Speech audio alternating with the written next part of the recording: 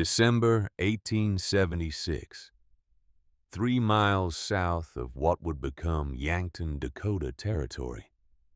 Inside the dugout, the temperature held steady at 64 degrees. Outside, the mercury had dropped to 19 below zero. Astrid Lindstrom pressed her back against the earthen wall and felt warmth seep through her wool coat. The wall was alive with heat.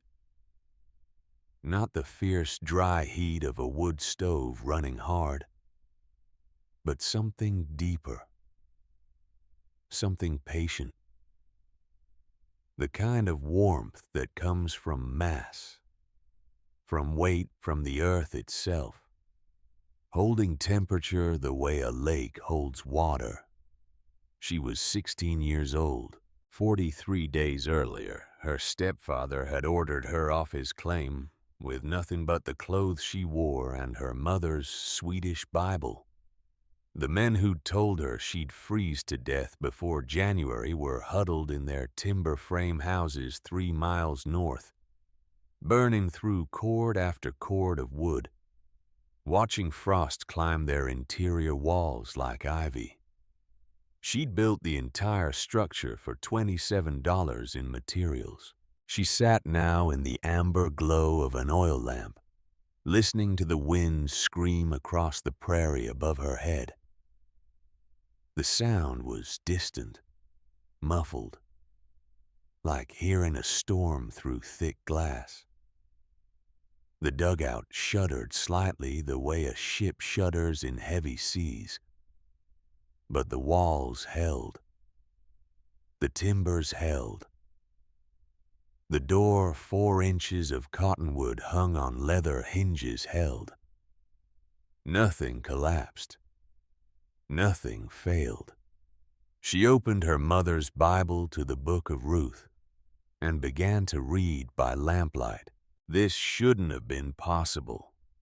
A teenage girl with no construction experience arriving at the edge of winter with less than $300 her mother had hidden in that Bible. Money saved penny by penny from selling eggs to the fort. Most settlers with twice her resources and 10 times her experience were struggling to survive their first Dakota winter. The established homesteaders in the scattered community along the river bottoms had given her 2 weeks before she'd come crawling back, begging for mercy or accepting a marriage she didn't want. They were still waiting. Let's back up to November, to the day it all broke apart. The morning her stepfather remarried had been cold but clear. 6 months after her mother died of cholera, Jacob Morrison brought a new wife home to the claim. A woman from Sioux City with pale hands and a mouth like a trap. The new wife took one look at Astrid and understood immediately what the girl represented. Competition. For attention. For affection. For a share of the land when Jacob eventually died. She wanted Astrid gone. It took her less than a week to arrange it. Richard Whitmore was a widower from Sioux Falls, 47 years old.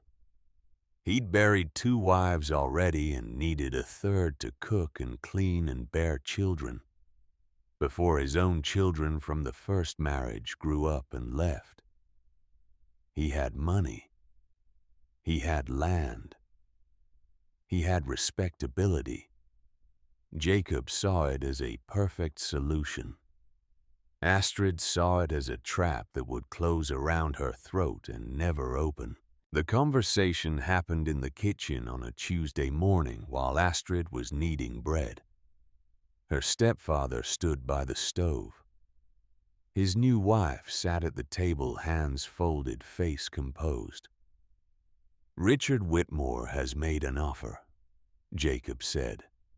"He'll marry you, provide for you. It's a good situation." Astrid kept kneading. The dough was resistant, tough. It needed work. "He's a good man," Jacob continued. "Established. You could do far worse." "I could do far better," Astrid said quietly. The new wife's mouth tightened. "You're in no position to be particular. You have no prospects, no dowry. You should be grateful someone of Mr. Whitmore's standing would consider you at all." Astrid looked up, met her stepfather's eyes, saw nothing there but relief. He wanted her gone too. The new wife had worked quickly. "I'm not marrying him," Astrid said. Jacob's face hardened. "Then you're not staying here." "Fine." The word hung in the air between them like smoke. "You'll leave with nothing," the new wife said. There was satisfaction in her voice. "No money, no support. You'll come back within a week, begging." Astrid wiped flour from her hands, walked to her small room, came back with her mother's Swedish Bible. "I'll leave now," she said. She walked out that same hour. What the new wife didn't know was that Astrid's mother had been preparing for exactly this possibility for years. Every penny from egg sales that Jacob didn't know about. Every coin tucked away in the Bible's hollowed spine. $300. A fortune for a farm wife. A lifeline for a daughter who might need to run. Astrid discovered it the day after her mother's funeral. A note tucked in the book of Exodus, written in her mother's careful hand. "For when you need to build alone." Her mother had known, had seen what was coming, had prepared the only way she could. Astrid walked the 3 miles to Yankton with the Bible under her arm and the wind at her back. Filed a homestead claim under the name A. Lindstrom. The clerk was an old man with ink-stained fingers who didn't ask questions.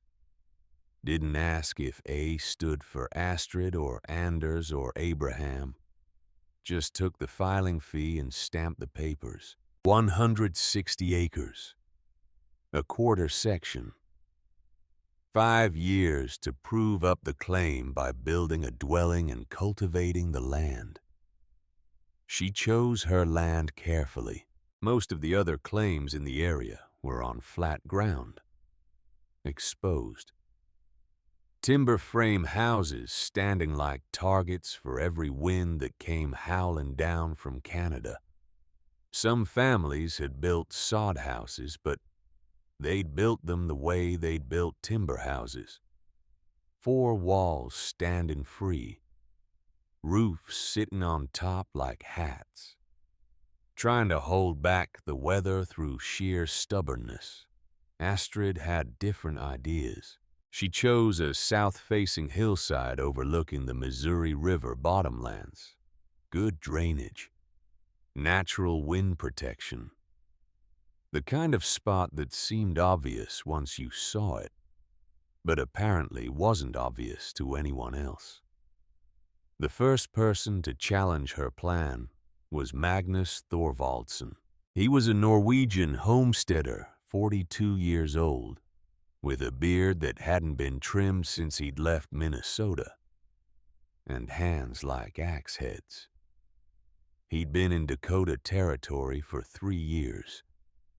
He'd lost his first house to a prairie fire. The second one had collapsed under snow load. He was on his 3rd house now. A solid timber structure that had cost him $400 in lumber, freighted up from Sioux City, plus another 100 in labor. He was proud of it. He was also freezing in it. Magnus saw Astrid surveying stakes on the hillside, and rode over on a gray morning in mid-November. He pulled off his hat and looked at the stakes with the expression of a man watching someone dig their own grave. "You're wanting to build here." His Norwegian accented English turned every statement into something close to a question. "Yes, sir." She was learning not to volunteer information. Magnus studied the hillside, looked at her. A girl, 16, alone. "Into the hill?" he asked. 8 feet back, yes, sir." He scratched his head. "You understand the earth, it will collapse. The weight of the dirt. It will crush the roof. I'll use support timbers, and the roof angle will shed the weight. Timbers cost money. You have money for timbers, some. And you'll heat it how the smoke. Where does it go if you're under the ground?" Astrid explained her chimney plan. A stovepipe angled into the hillside at 30 degrees, running 9 feet through a clay-lined tunnel, before emerging 12 feet above the roofline. Natural draft from the angle and the earth's thermal mass. Magnus listened with the patience of someone humoring a child. "The cold air, it sinks," he said. "You'll be in a hole collecting all the cold. You'll freeze like a potato in a cellar." "The earth stays warmer than the air," Astrid said. Magnus laughed, not unkindly. "The earth is cold, girl. This is Dakota. Everything here is cold. You need thick walls and a good stove and plenty of wood. You need what everyone needs." He gestured at his own house in the distance. "Building into the ground. That's for root vegetables, not people." He rode off, shaking his head. Later that day, 2 more neighbors stopped by. Wilhelm Brandt was a German farmer who'd been a mason in Hamburg. He'd built his family a stone house, mortared tight. He considered it the finest structure in 20 miles. It had cost him 8 months of work and $370 in materials. He stood at the edge of Astrid's claim, with his arms crossed, studying her stakes like a problem in geometry. "The moisture," he said. His English was precise, clipped. "Underground, everything is damp. You will have mold. Your clothes will rot. Your food will spoil. Your lungs will sicken." He paused. "My cousin in Pennsylvania tried this. His wife died of consumption in 2 years. I'll ventilate," Astrid said. "And I'll angle the floor so water drains away from the living space." Wilhelm almost smiled. "You'll angle the floor. With what tools? What skill? You're what, 15, 16? 16. And you know how to grade a floor for drainage. You know how to calculate pitch. I was apprenticed for 4 years to learn such things. I'll figure it out." Wilhelm looked at her the way you'd look at someone insisting they could fly. "Pride before a fall," he said. "But you're young. You'll learn." He gestured south. "Come to my house when you're cold enough. We'll have space by the stove." The third skeptic that day was different. Reverend Ashford was an educated man from Boston, 48 years old. He'd come west to bring civilization to the frontier, which mostly meant holding church services in his parlor every Sunday and telling people how things were done in proper society. He'd built a respectable white painted house that looked like it belonged on a Massachusetts village green. Never mind that the closest tree was 3 miles away, and the wind hit the structure like a fist every time the weather turned. "Miss Lindstrom," he said, standing at the edge of her claim with his hands behind his back. "I understand your circumstances are difficult, but this," he gestured at her surveying stakes, "this is not appropriate. Sir, a young woman living alone in a hole in the ground. What will people think? I don't know, sir. They'll think you're no better than a savage. They'll think you've abandoned Christian civilization." He straightened. "A proper home has walls and windows and a door that faces the road. It announces to the world that decent people live within. Your plan announces nothing but desperation." "Maybe I am desperate," Astrid said. Reverend Ashford softened slightly. "There are better solutions. The church community can help you find appropriate domestic placement. You're young and capable. A good family would take you in as help. In time, a suitable marriage could be arranged. I filed a homestead claim. It's legal. I plan to prove it up."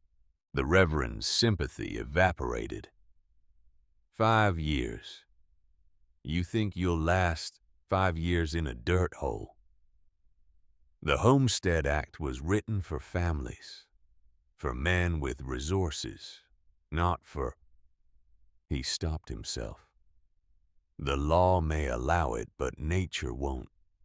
You'll be gone by spring and someone more suitable will claim this land. He left. Astrid went back to work. Here's something the skeptics didn't know. Astrid had been planning this since her mother died. She'd spent months watching how the successful settlers built, and more importantly, how they failed. She'd seen Magnus's first house burn because it was all wood and tinder dry. One spark from the stove was all it took. She'd seen Wilhelm's beautiful stone house sweat moisture because the stone was dense and cold and every bit of indoor humidity condensed on those walls.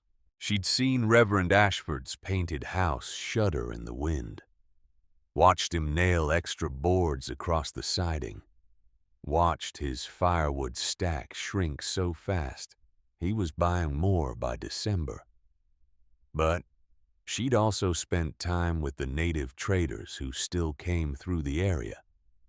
They'd told her about earth lodges, warm in winter, cool in summer, built from materials that cost nothing but labor. She'd talked to an old French trapper who'd lived in a winter dugout for 20 years up on the James River, still alive at 73. No consumption, no rheumatism. And she'd read everything she could find. Farm journals, immigrant guides, even an engineering manual someone had left at the general store. But more than that, she'd been trained. Her mother's family came from Dalarna in central Sweden, where farmers had been building partly underground storage cellars for centuries. They kept root vegetables at stable temperatures all winter, never freezing, never too warm. Her father's people were from Schleswig, where they dug into hillsides for storm shelters. From the time Astrid was 8 years old, her mother had been teaching her to observe, not just to look, but to see, to watch how the earth behaved, how temperature moved, how water flowed. Watch how the cellar keeps the potatoes the same temperature all winter, her mother had said. cold outside, warm inside the house, but the cellar always the same. Why? Astrid had learned to ask why. Now she knew the answer. Construction took 19 days. She hired two teenage brothers, Karl and Otto Zimmermann, sons of a German family with too many sons and not enough land. 50 cents a day each. They thought she was crazy, but they liked the silver coins. They started on November 14th. First, they cut into the hillside, 8 feet back, then down 3 feet more, 12 feet wide, 16 feet deep, 9 feet of headroom at the front sloping back into the hill. The excavated dirt became building material. Dakota sod was perfect for this. Root systems woven tight by decades of blue stem and buffalo grass. You could cut it like blocks, stack it like bricks. It would hold its shape for generations. They cut 247 bricks, each one 36 inches long, 12 inches wide, 6 inches thick, 45 pounds apiece. Karl and Otto's arms nearly fell off. "This is killing us," Otto said on the third day. He was 15, built like a fence post, strong but lean. "You can quit," Astrid said. "I'll find someone else." Otto looked at his brother. Karl shrugged. They kept working. The sod bricks formed a front wall, 28 inches thick at the base, tapering to 20 inches at the top. Behind it, a 2-foot air gap. Then an interior wall 12 inches thick. Dead air space, worth more than any fancy insulation. Air is a terrible conductor of heat. It doesn't want to move temperature from one place to another. Those 2 feet of still air trapped between the walls were worth more than 4 feet of solid earth. That was the secret Magnus and Wilhelm didn't understand. It wasn't about thickness alone. It was about creating barriers, layers, making heat work to escape. The roof was critical. Collapse would kill her faster than cold. 6 lodgepole pine timbers, 8 inches in diameter, spaced 30 inches apart. $9 freighted from the Black Hills. A third of her total budget. But there was no compromise on structural integrity. She'd rather freeze than be crushed. The timbers spanned the width of the dugout. Solid. Immovable. They didn't even creak when Karl and Otto stood on them to test the load. Willow branches went across the timbers, then canvas for a few dollars, then 2 layers of sod 14 inches thick total, 3 tons of weight. The timbers didn't even notice. The roof angled at 2 inches per foot back to front. The back 3/4 of the roof sat under 4 feet of hillside, invisible from above. The earth provided extra thermal mass, extra insulation, extra protection from wind. The chimney was another carefully calculated piece. Cast iron stove salvaged for $12. Positioned in the back corner where heat would radiate through the entire space. The stovepipe didn't go straight up. It angled into the hillside at 30 degrees, ran 9 feet through a clay-lined tunnel before emerging 12 feet above the roofline. The angle created natural draft, The clay absorbed heat from the smoke, warming the earth around it, which warmed the dugout. Nothing wasted. Every component doing multiple jobs. 2 windows salvaged for a few dollars total, set deep in the sod walls. The 2-foot wall thickness created natural light wells. The deep-set windows wouldn't lose much heat because they were protected, shielded. The walls themselves blocked wind and radiated warmth inward. The door was 4 inches of cottonwood planks, hung on leather hinges that wouldn't freeze or rust. It opened inward so snow couldn't trap her. That detail mattered. A door that opened outward could be blocked by a single night's heavy snow. You'd be buried alive with no way out. The floor was the last piece. This was where Astrid proved she understood something Wilhelm Brandt had spent 4 years learning. The floor had to slope.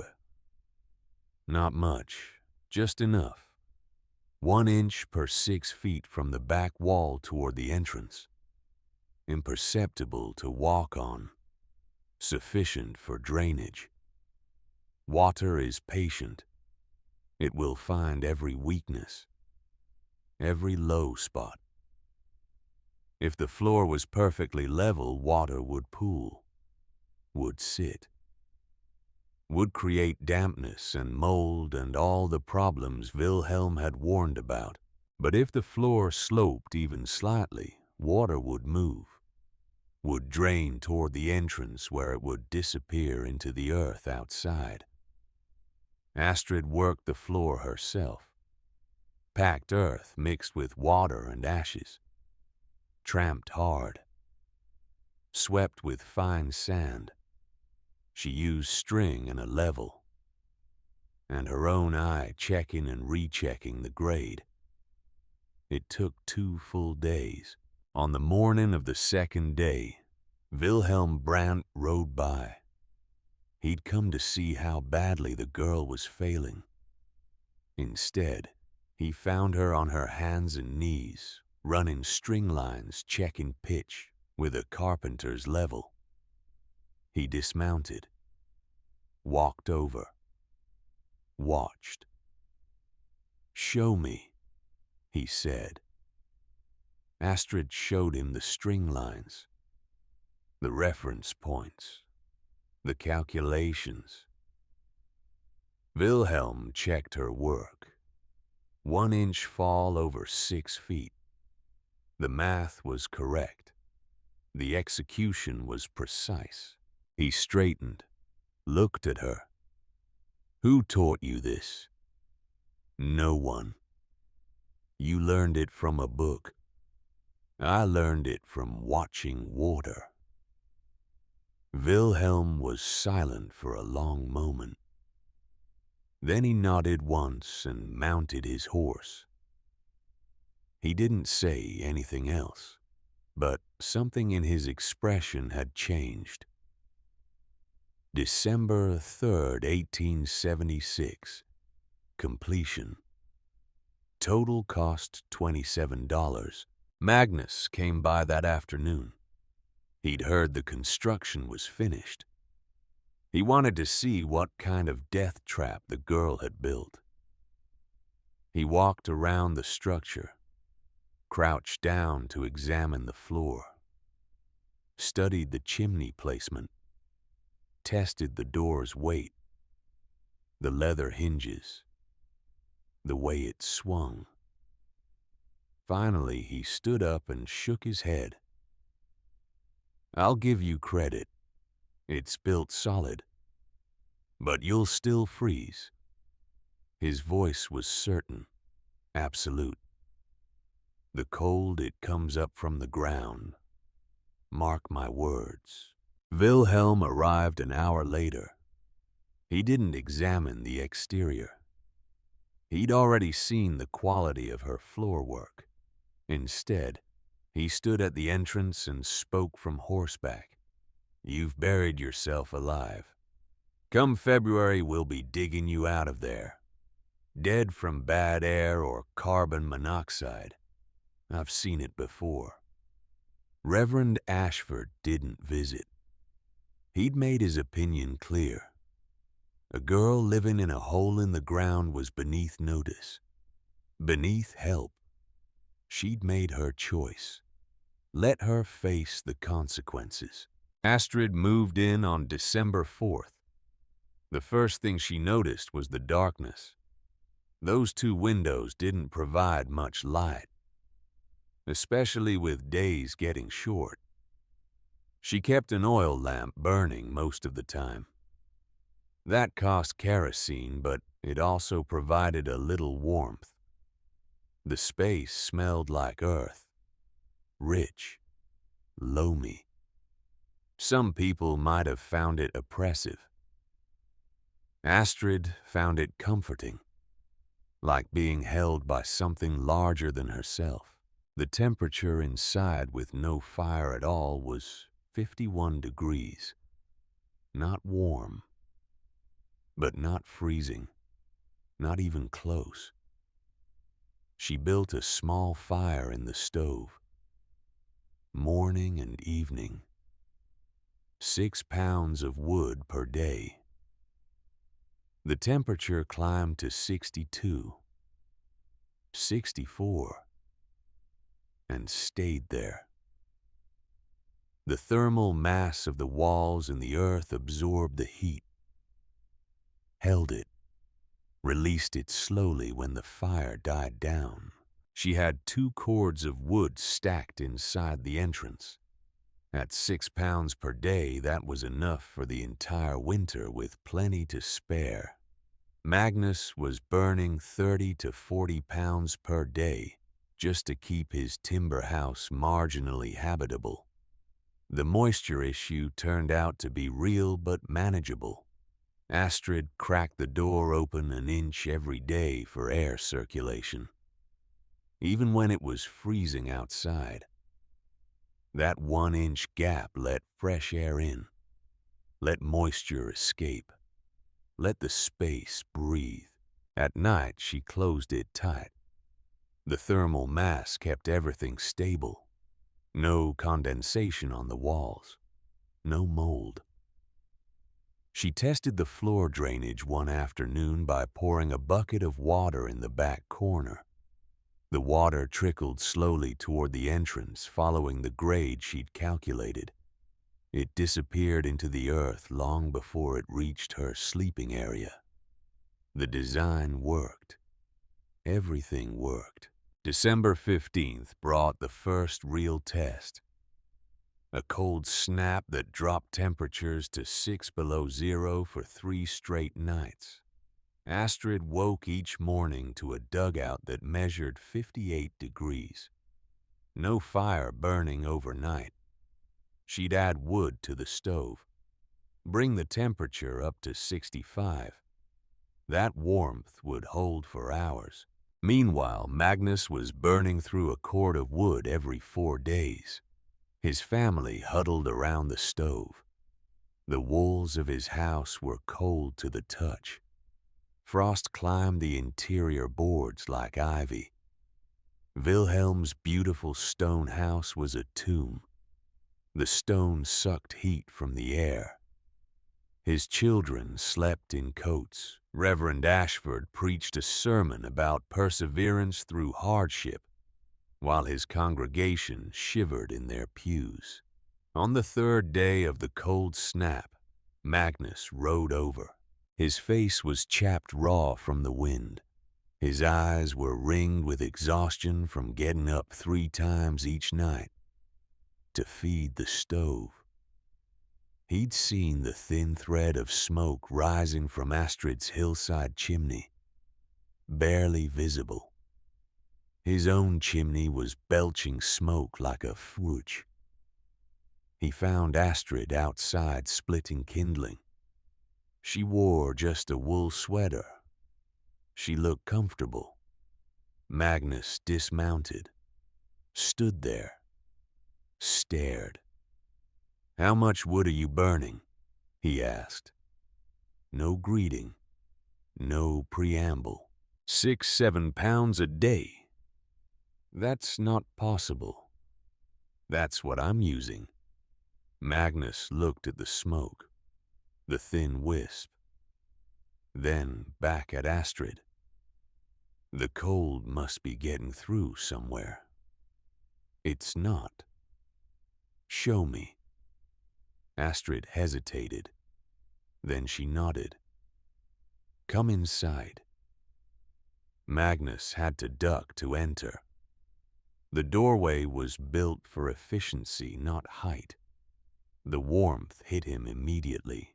Not the fierce, dry heat of a wood stove running hard, but a gentle, encompassing warmth that seemed to come from everywhere and nowhere. The walls, the floor, the air itself. Everything was the same temperature.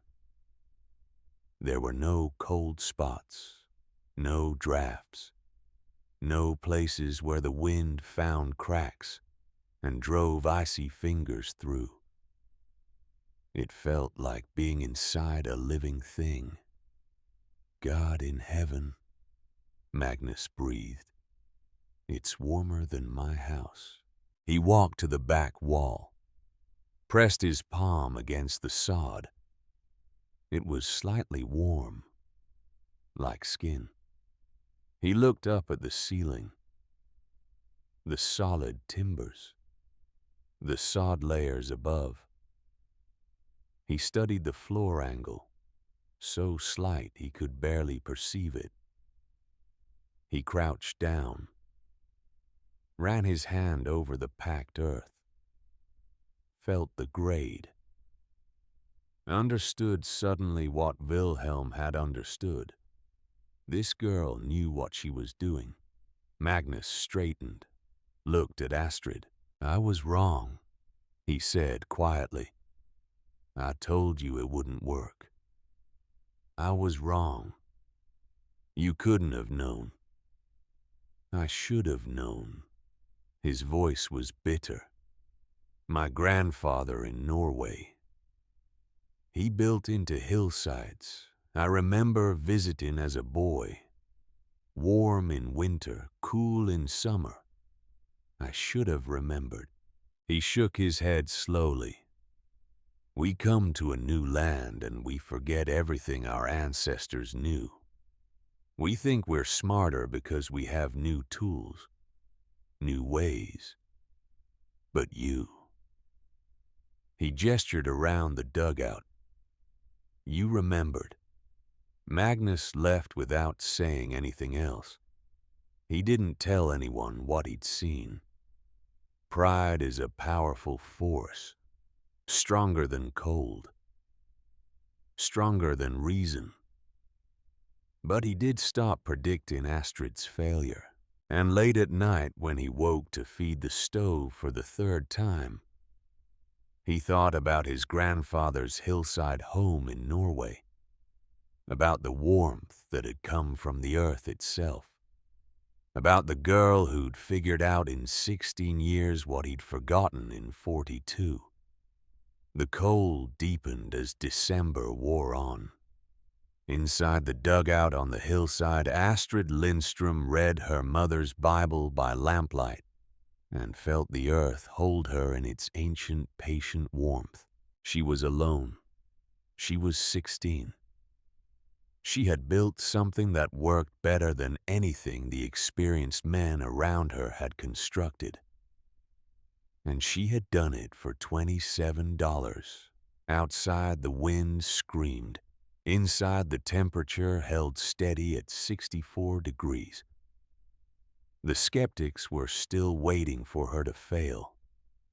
They would wait a long time. Christmas Eve, 1876. Astrid Lindstrom spent it alone in her dugout 3 miles from the nearest neighbor, listening to silence. Not the silence of emptiness, the silence of insulation, of earth, of mass so dense that sound itself couldn't penetrate. Above her head, wind moved across the prairie. But down here, 8 feet into the hillside, wrapped in tons of sod and soil, she heard nothing but the occasional pop of wood in the stove and the soft hiss of her oil lamp. She'd cooked a small chicken. Someone had traded it to her for a consultation on roof angles. The smell filled the dugout, rich, savory. The kind of smell that made a space feel like a home instead of a hole in the ground. She set the table with her one plate, her one fork, her one knife, sat down, said grace the way her mother had taught her. Then she ate alone. When she was finished, she opened her mother's Bible to the book of Ruth and began to read. The story of a woman who'd lost everything, who'd been told to go back, to give up, to accept the life others had chosen for her. Who'd refused? Astrid traced her finger over the words. Her mother's handwriting filled the margins, notes, observations, little marks where she'd underlined passages that mattered. And tucked between the pages of Exodus, yellowed with age, was the note Astrid had found the day after the funeral. For when you need to build alone. She'd read it 100 times, but tonight on Christmas Eve, in the warmth of the structure she'd built with that hidden money, she understood something she hadn't fully grasped before. Her mother had been training her for this moment since she was 8 years old. Not just saving money, training her. The memories came back now with a clarity that took her breath away. Summer 1868. Astrid was 8. Her mother had taken her down to the root cellar. They dug into the hillside behind the house. Put your hand on the wall, her mother had said. Astrid had pressed her small palm against the earthen wall. Cool. Not cold. Not warm. Just cool. Constant. Now feel the air, her mother said. The air in the cellar was the same temperature as the wall, maybe 50 degrees. Comfortable. Still. Outside it's 90 degrees, her mother said. Inside the house it's 80. Down here, 50, Astrid said. Why? That was always her mother's question. Why? Because we're underground. Deeper. Think deeper. Astrid had thought. Because the earth doesn't change temperature fast. Her mother smiled. The earth has mass, weight. It takes a long time to heat up, a long time to cool down. The sun beats on the surface all summer, but 6 feet down, it's still cool from winter. And in winter, when everything above freezes 6 feet down, it's still warm from summer. She'd taken Astrid's hand, placed it on a potato. Feel. Same temperature as the wall. Same temperature as the air. All winter, these potatoes stay right here. Never freeze. Never sprout. Never rot. Because the earth holds the temperature steady. Like a battery, Astrid had said. Her mother had looked at her sharply. Where did you hear that word? The trader. He had a battery for the telegraph. Said it stores electricity. Yes, Her mother's voice had been intense, focused, exactly like that. The earth stores temperature. You just have to learn how to use it. That had been the first lesson. There had been dozens more. Winter 1870. Astrid was 12.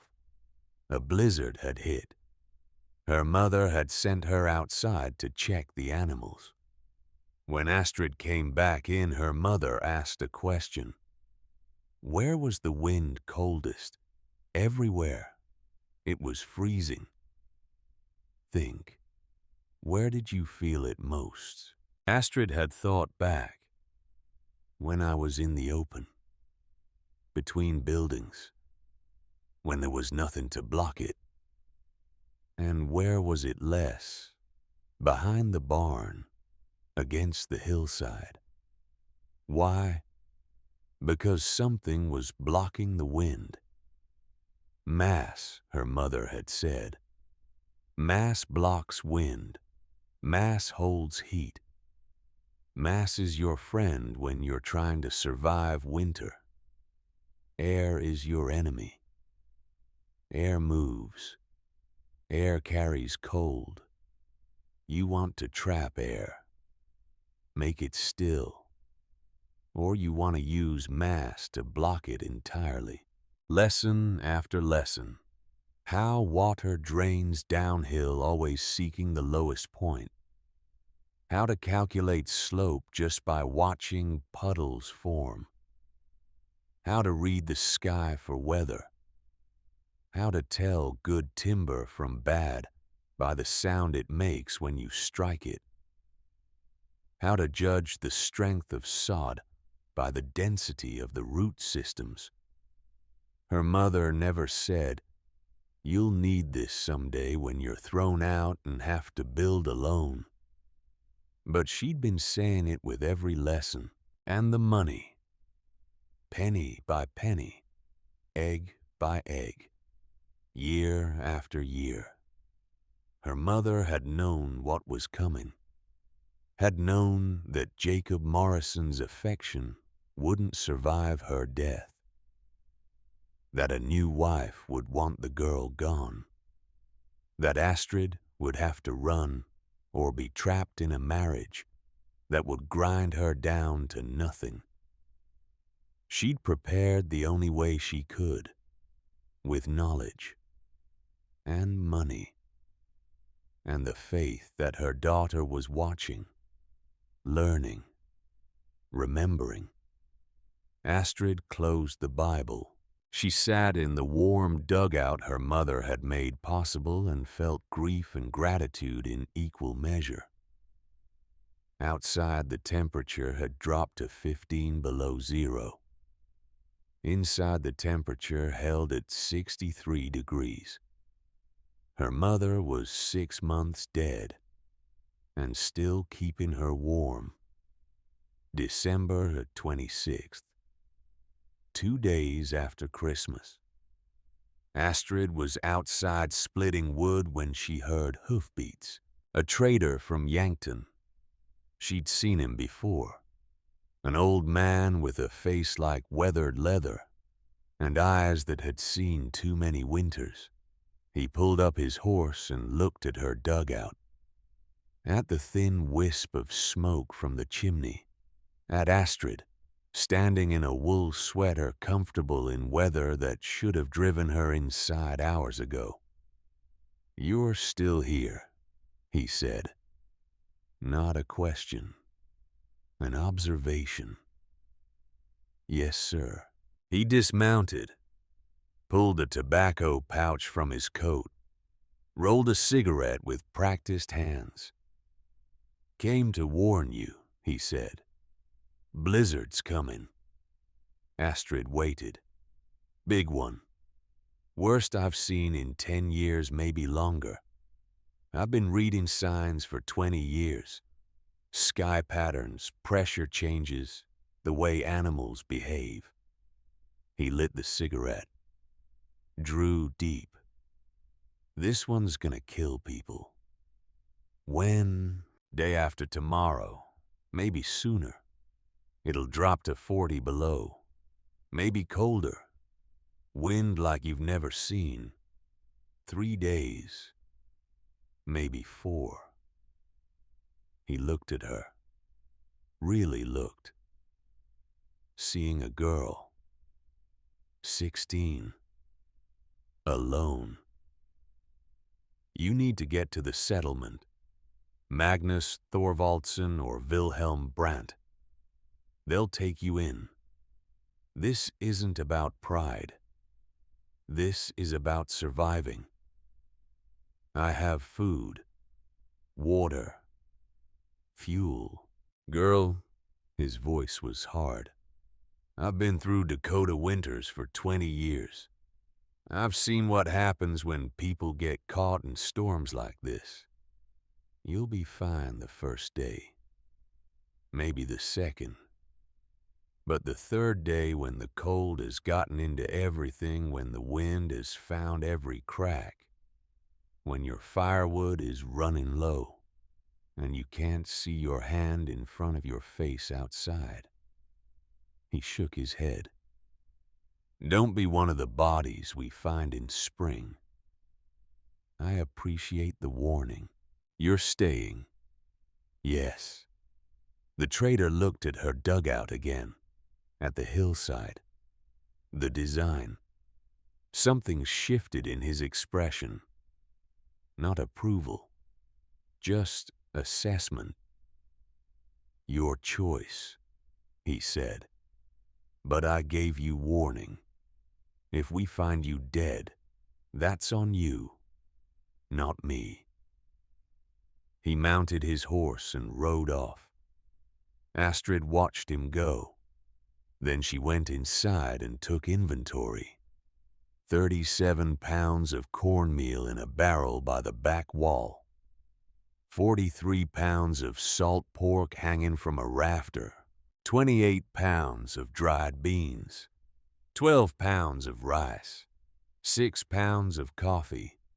58 pounds of winter squash in the cellar hole she dug behind the dugout. 4 chickens still laying despite the cold, sheltered in a lean-to against the south wall. 18 gallons of water in barrels. 3/4 of a cord of wood. Enough for weeks at her current consumption rate. 3 gallons of kerosene. She checked the chimney. Clear. She checked the door. Hinges solid. No gaps in the frame. She checked the ventilation gaps. 1-inch crack under the door. Small holes near the ceiling where she could adjust airflow. Everything was ready. 3 miles north, Magnus Thorvaldsen was buying extra wood from the fort. Paying premium prices because everyone else had heard the same warnings. Wilhelm Brandt was checking his stone walls, caulking gaps with clay, praying his family would survive. Reverend Ashford was leading prayers for deliverance. His wife was stocking the pantry with every scrap of food they could afford. Astrid Lindstrom went to bed early and slept soundly. December 29th, 2 o'clock in the morning. Astrid woke to a sound that wasn't wind. Wind has texture, movement. You can hear it change direction, gust and fade.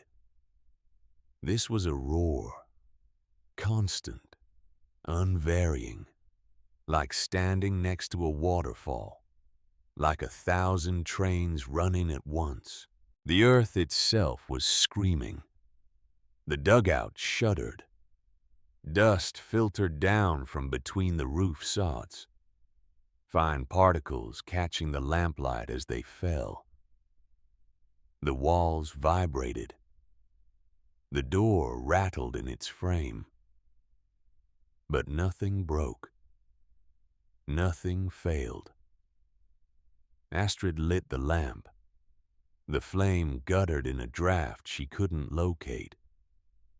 She adjusted the wick, checked the room. The temperature inside had dropped to 54 degrees. That was significant. The wind was pulling heat through every microscopic gap, every place where sod met timber, where timber met earth. The structure was tight, but no structure is perfect. She built up the fire, added wood until the stove glowed. The temperature climbed. 56, 58, 60, 62. She checked the thermometer she'd hung near the door, the one that measured outside temperature through a small protected gap. 31 below zero, and still dropping. Astrid made coffee, sat at her small table, listened to the roar. She thought about Magnus, about his timber house with the boards that had blown off in lesser winds, about the gaps in his walls where wind would be driving through like knives. She thought about Wilhelm's children, about the little one Hannah, 6 years old, sleeping in a stone room that would never get above freezing once the cold really set in. She thought about Reverend Ashford's wife, about the painted house that shuddered in ordinary wind. Then she stopped thinking about them. There was nothing she could do. And thinking about what might be happening to others while she sat warm and safe felt like a kind of guilt she couldn't afford. She opened her Bible and read until dawn. Outside, the temperature dropped to 38 below zero. Inside, the temperature held at 62 degrees. Day 1 of the blizzard. Astrid maintained routine. She couldn't see outside. The windows were completely buried in snow, drifted over. The world beyond the door had ceased to exist. She had no way to know what was happening in the settlement, no way to communicate, no way to check on anyone. She was alone in a pocket of warmth while hell froze over above her head. She cooked cornmeal mush with salt pork, simple, filling. She used the cooking heat to supplement the stove, wasted nothing. She read. She maintained the fire. 6 pounds of wood, same as always. The thermal mass of the walls absorbed the heat and held it, released it slowly when the fire died down. The system worked exactly as she designed it to work. Mid-afternoon, she cracked the door open an inch to check the ventilation. The wind tried to tear the door from her hands. Snow blasted through the gap with the force of buckshot, stinging, blinding. The cold was like a physical presence trying to force its way inside. Astrid slammed the door shut, latched it, stood with her back against the cottonwood planks until her heart stopped racing. She would not be opening that door again until the storm passed. Night came early. Or maybe it didn't. There was no way to tell. The world was white and black and howling. She slept in her clothes, woke twice to add wood. The temperature inside never dropped below 56 degrees. Outside, 2 elderly men ran out of firewood. They burned furniture, burned floorboards, burned everything that would combust. It wasn't enough.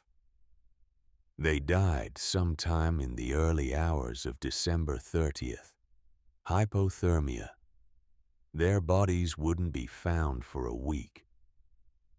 Day 2. The roar continued, unabated, relentless. Astrid woke to a dugout that measured 56 degrees. She built up the fire, brought the temperature to 64, made coffee, made breakfast, sat at her table and calculated how much wood she was using. 18 pounds over the first day and night. She had more than enough. She thought about the science she didn't know she was using. 6 feet underground, the earth held at a constant temperature. Right now, in December, that temperature was probably around 52 degrees. The earth had enormous mass. It didn't change temperature quickly. It couldn't. The physics wouldn't allow it. Above ground, air temperature could swing 80 degrees in a single day, from 40 above to 40 below. Air had no mass, no thermal inertia. It changed temperature the way water changes shape. But Earth was a battery, a reservoir, a stable reference point. Astrid's dugout was wrapped in that stability, surrounded by it. The tiny amount of heat she added from the stove wasn't fighting to warm air that was rushing away into the freezing night. It was maintaining equilibrium with a mass that wanted to stay at 52 degrees. Small input, stable output. That was the difference between survival and death. She didn't know the words, didn't know thermodynamics or thermal mass or heat capacity, but she understood the principle. The earth doesn't lie if you watch it carefully enough. Outside, the temperature hit 38 below zero again. Magnus Thorvaldsen's family huddled around their stove. They'd burned through 2 cords of wood already. Magnus had torn boards from the north wall to feed the fire, the wall where the wind had ripped away the siding the year before. Now the wind was coming through the gaps, howling through the house. They stuffed the holes with blankets, with clothes, with anything that would block the draft. His wife Anna held the youngest child, wrapped in everything they owned. The boy was shaking, not from cold exactly, from the effort of staying warm. His small body working overtime to generate heat that the house couldn't hold. "We should have listened," Anna whispered. Magnus said nothing. 3 miles south, Wilhelm Brandt watched his youngest daughter develop frostbite. Hannah, 6 years old. She'd been sleeping in the bedroom furthest from the stove. The room had never gotten above 30 degrees. Her feet had gone numb on the first night. Now they were white, waxy, dead-looking. Wilhelm wrapped them in cloth, held them against his chest, tried to warm them with his own body heat. He knew what frostbite meant. She'd lose toes, maybe more. Because his beautiful stone house built with 8 months of skilled labor and $370 in materials couldn't hold heat worth a damn. The stone was too dense, too cold. It sucked warmth from the air faster than the stove could provide it. He thought about the girl on the hillside, about her floor slope that he'd checked and found perfect, about the design he'd dismissed. Pride before a fall. His daughter would pay the price for his pride. Reverend Ashford's wife went into convulsions on the second night. Hypothermia. Her core temperature had dropped too far. Her body was shutting down. Ashford wrapped her in every blanket they owned, every coat, every scrap of fabric.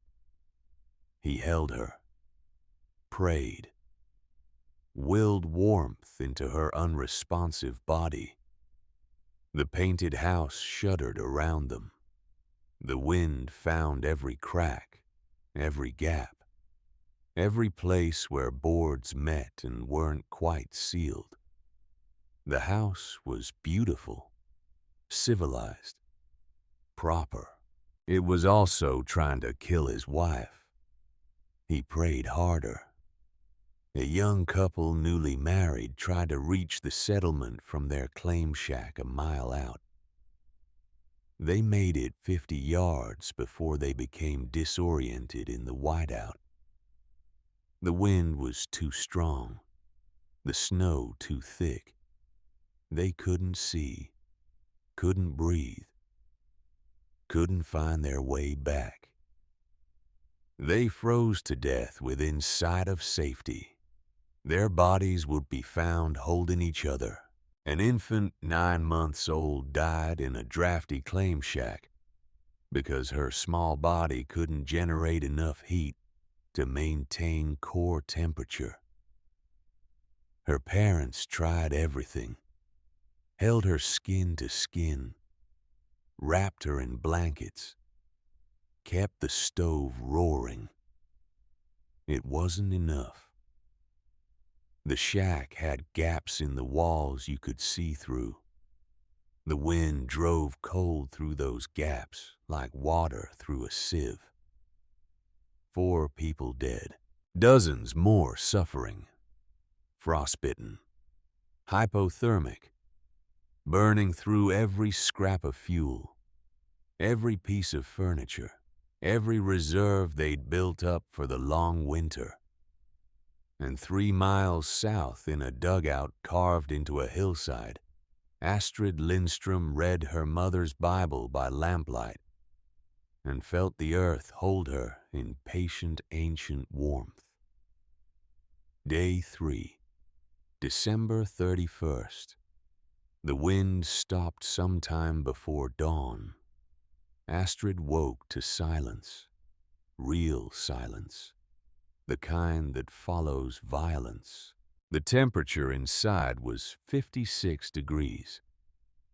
She built up the fire, brought it to 64, made coffee. Then she opened the door. The snow had drifted 8 to 10 feet high against the hillside. Her carefully graded entrance was completely buried. She had to dig. She used a wooden plank as a shovel, cut through the drift, created a tunnel, crawled through. When she emerged on the surface, the world was unrecognizable. The prairie was gone, buried under an ocean of white. Drifts formed waves that looked like frozen surf. The sky was pale blue, clear, innocent, as if the last 3 days had never happened. The thermometer at the entrance, protected from the wind, read 42 below zero. Astrid stood in that cold for 30 seconds, felt it try to steal the warmth from her lungs, from her skin, from her core. Then she went back inside, crawled through the tunnel, latched the door, stood in the 64-degree warmth of the dugout, and felt her body remember what temperature was supposed to feel like. She'd survived. Not barely. Not through luck or desperation or the mercy of neighbors. Through design. Through understanding. Through principles she learned by watching her mother. By asking why. By paying attention to how the earth actually behaved. She made breakfast, ate slowly, thought about what came next. The settlement would be devastated. She knew that. The cold had been too extreme, the duration too long. People would have died, others would be injured, sick, desperate. She packed a basket, cornmeal, salt pork, coffee, what she could spare. Then she put on her coat and began the 3-mile walk to check on her neighbors. The snow was waist-deep in places. She had to pick her route carefully, following the ridges where the wind had compacted the surface, avoiding the drifts that would swallow her whole. It took 2 hours to reach Magnus Thorvaldsen's claim. His house looked like it had been attacked. Boards torn from the north wall. Snow drifted through the gaps. Smoke coming from the chimney, but thin, weak. The desperate smoke of a fire fed with scraps. Astrid knocked. Anna Thorvaldsen opened the door. Her face was gray, exhausted. Behind her, the children huddled around the stove. Magnus sat in a chair staring at nothing. "We survived," Anna said. "Barely. I brought food." Anna took the basket. Didn't say thank you. Didn't say anything. Just took it and closed the door. Astrid walked to Wilhelm Brandt's stone house. Wilhelm answered. His eyes were red, sleepless. "Hannah?" Astrid asked. "Frostbite. She'll lose 2 toes, maybe more." "I'm sorry." Wilhelm looked at her, really looked, seeing her comfortable, healthy, unharmed. "You were right," he said. "I was wrong. My daughter paid the price. I brought cornmeal and salt pork." Wilhelm took the food. "Thank you." He closed the door.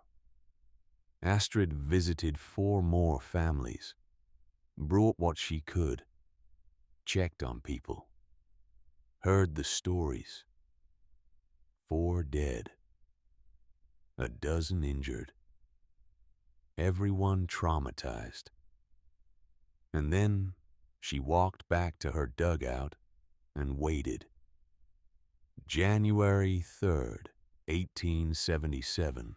3 days after the blizzard ended, Astrid was outside checking the ventilation holes when she heard hoofbeats. A man she didn't recognize, 30 years old maybe, well-dressed for the frontier, riding a good horse. He stopped at the edge of her claim, looked at the dugout, at the hillside, at Astrid. "Miss Lindstrom?" "Yes." "Henrik Nordquist. I'm a schoolteacher from Wisconsin. Natural philosophy." He dismounted, walked closer, studying the dugout the way a man studies a puzzle he's determined to solve. "I heard about you. The girl who didn't freeze, who built something that worked when everything else failed. I need to see it." "Why?" "Because I think you've done something remarkable, and I think you don't even know what it is." Astrid studied him. He wasn't like the other men, wasn't skeptical or dismissive or condescending. He was curious, genuinely curious. "Come inside," she said. Henrik Nordquist ducked through the door. The warmth hit him the same way it had hit Magnus. immediate, encompassing, coming from everywhere. Fascinating, he breathed. He walked to the back wall, pressed his hand against the sod, felt the slight warmth radiating from the thermal mass. What's the temperature in here right now? 62 degrees. And outside, 8 below this morning. Henrik pulled a notebook from his coat, started writing.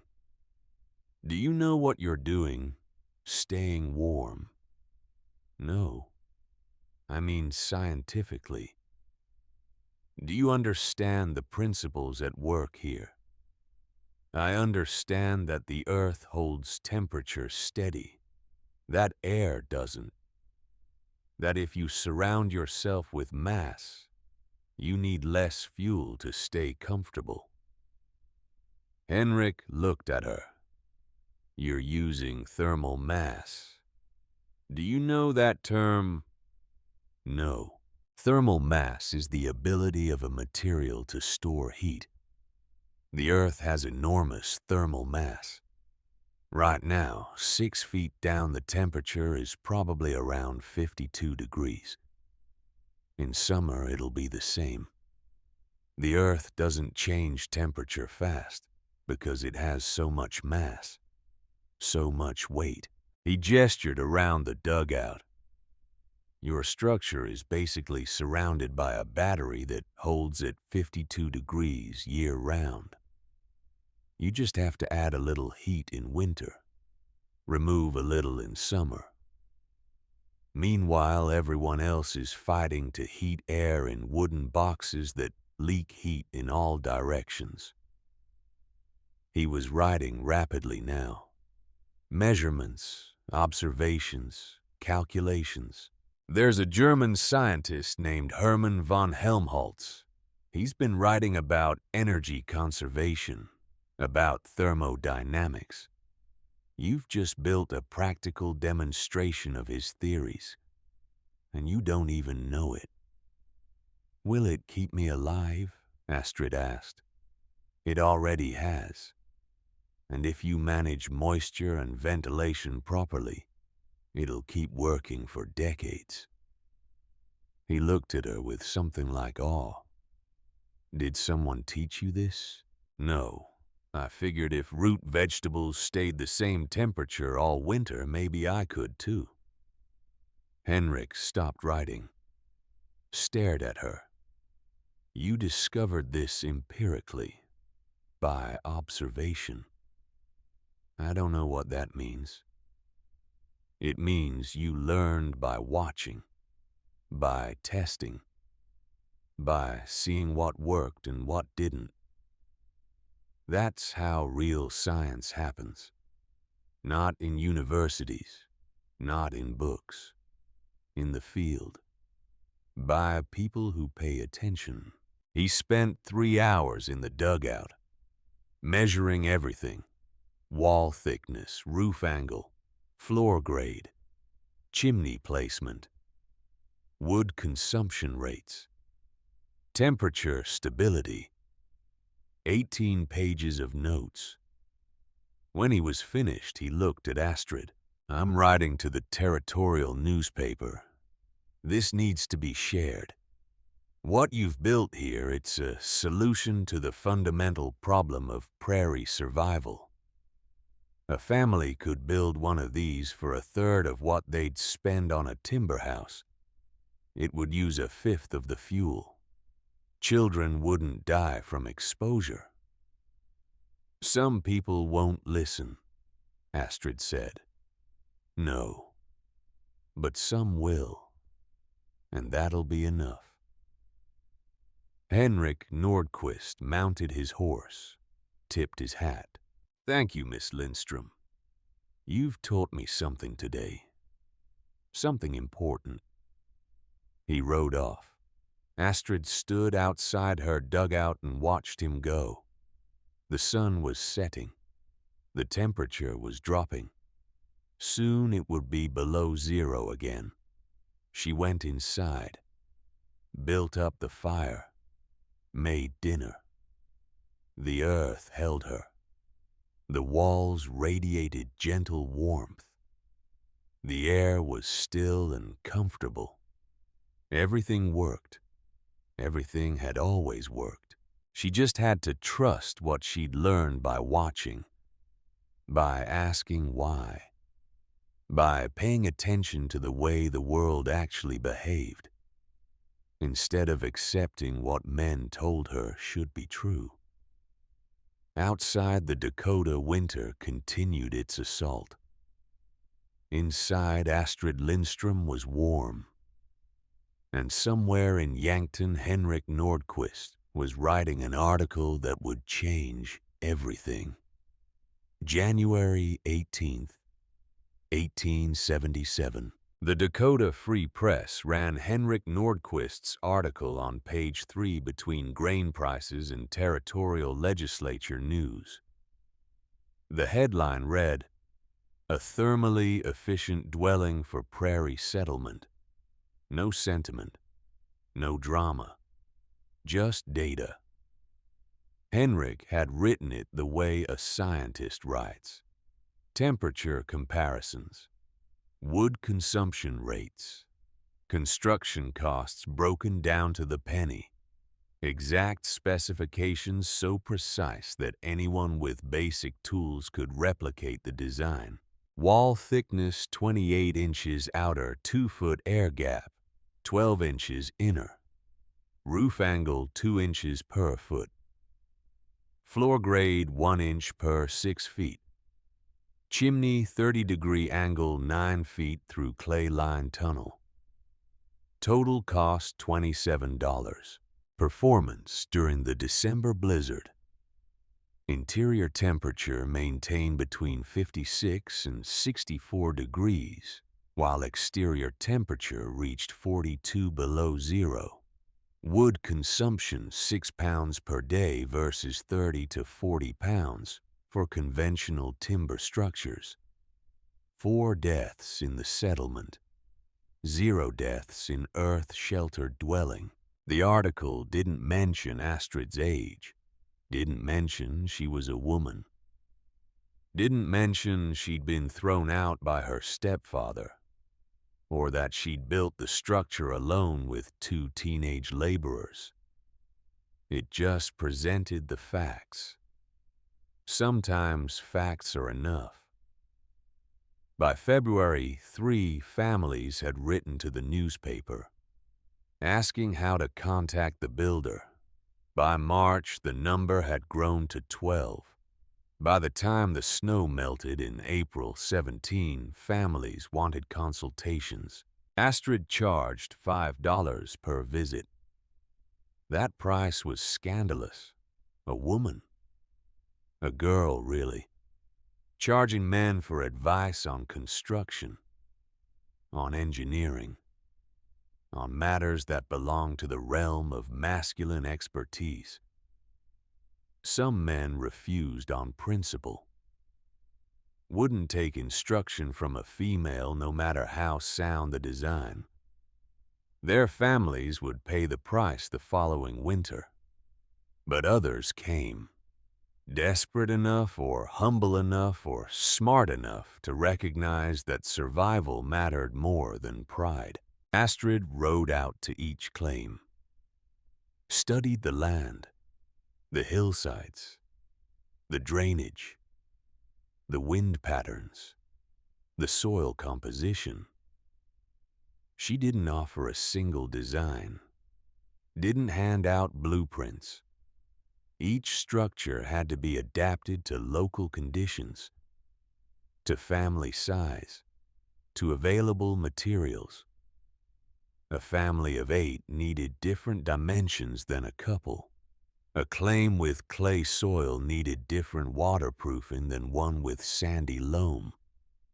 A north-facing slope required different ventilation than a south-facing one.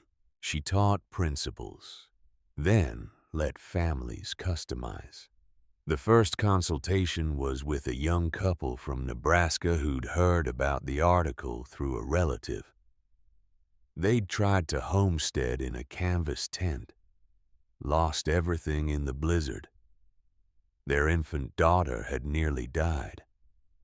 Astrid spent 6 hours with them, showed them how to read the land, how to calculate slope, how to determine where the water table sat, how to test sod for structural integrity.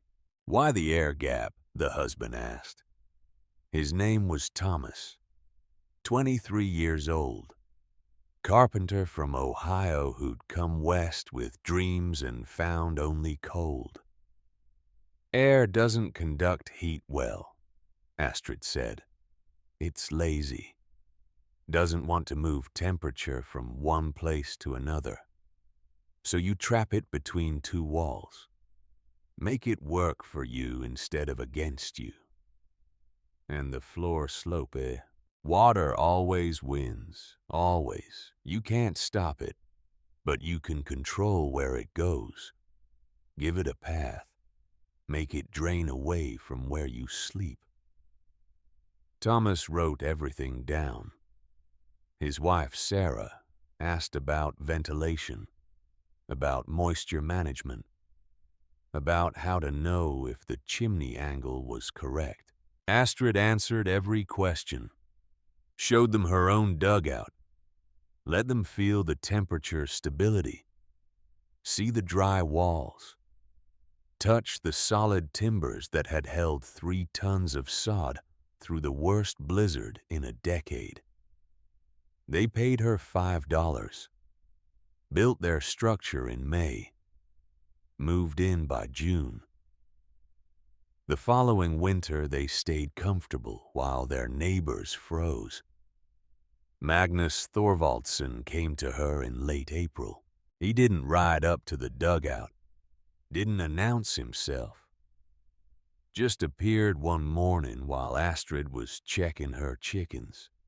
He stood there, hat in hands.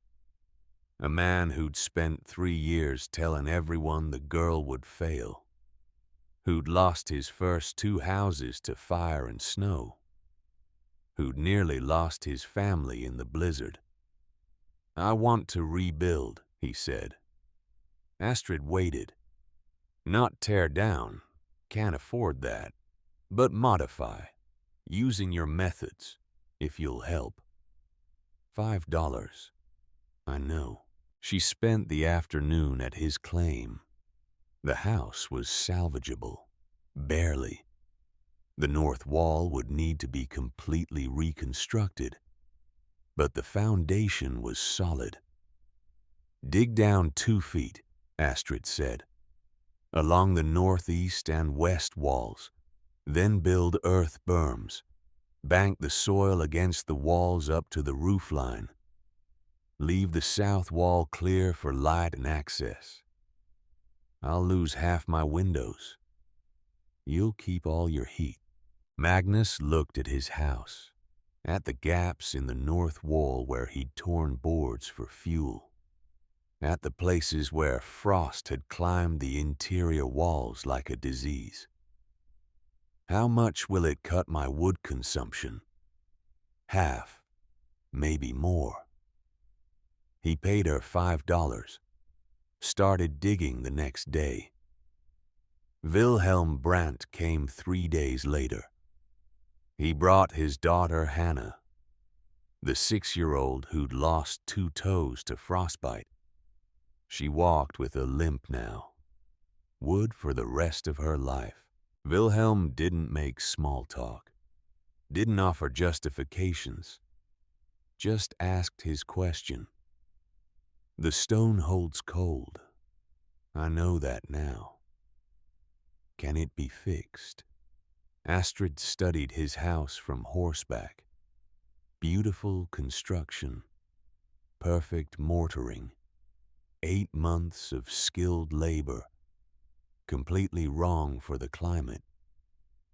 "Build an interior wall," she said. "Sod, 12 inches thick, 3 feet inside your existing stone wall. all the way around. Leave a 3-foot air gap between them. That'll make the rooms smaller. It'll make them livable. Wilhelm did the math in his head. The sod will absorb moisture from the interior air. Keep it from condensing on the stone. Yes. And the air gap will insulate. Yes. He looked at his daughter, at her ruined feet, at the price of his pride written in her uneven gait. I should have listened to you in November. You're listening now. Wilhelm paid her $5, publicly acknowledged her influence when his neighbors asked why he was tearing apart his beautiful stone rooms. Some of them mocked him, called him foolish, said he was taking advice from a girl who'd gotten lucky. The following winter, Wilhelm's family was comfortable. The mockers were freezing. Not everyone came. Reverend Ashford left for Massachusetts in early May. Before he departed, he rode out to Astrid's dugout one final time. His wife had survived the blizzard. Barely. She'd spent 3 weeks recovering. Weak. Traumatized. Determined never to face another Dakota winter. I was wrong about you, Ashford said. He sat straight in the saddle, formal even in admission of error. I thought you were being foolish. I didn't understand that you were being wise. Thank you. There's a difference between formal education and genuine intelligence, between credentials and capability. I learned that this winter, at significant cost. He looked at the dugout, at the structure he'd called uncivilized, primitive, beneath Christian dignity. Your families are alive because you were smart, he said.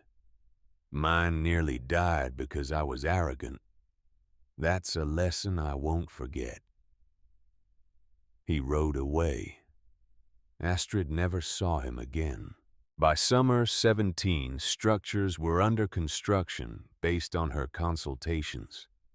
Every single one adapted to local conditions, to family needs, to available materials.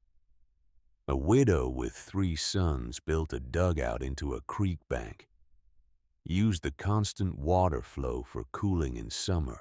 A German family of 10 built a structure twice the size of Astrid's, with separate sleeping rooms and a central gathering space.